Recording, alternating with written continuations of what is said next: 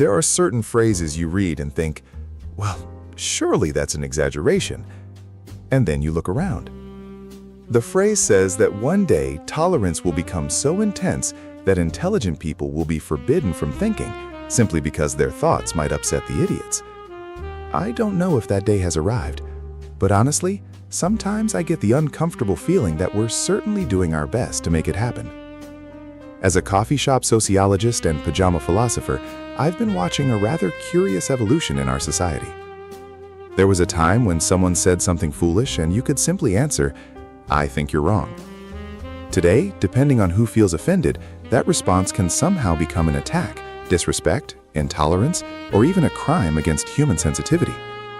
And here we have a rather dangerous confusion. Tolerance does not mean agreement.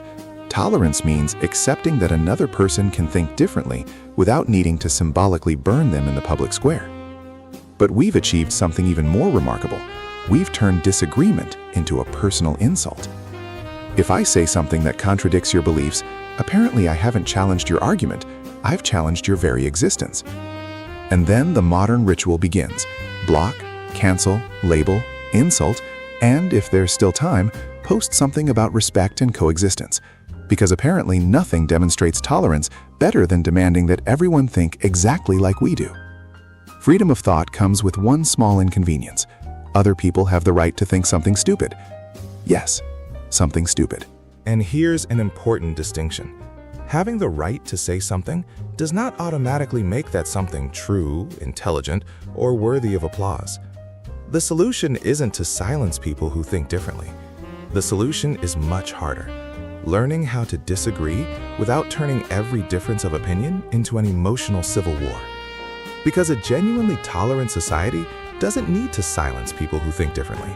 It needs citizens capable of hearing an absurd idea and simply saying, "I disagree, and now I'm going to explain why."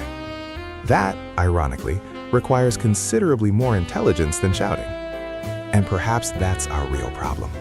Not that there are too many people saying foolish things, but that there seem to be fewer and fewer people willing to challenge them with arguments. So perhaps we haven't quite reached the day when thinking is officially forbidden, but we should keep an eye on things.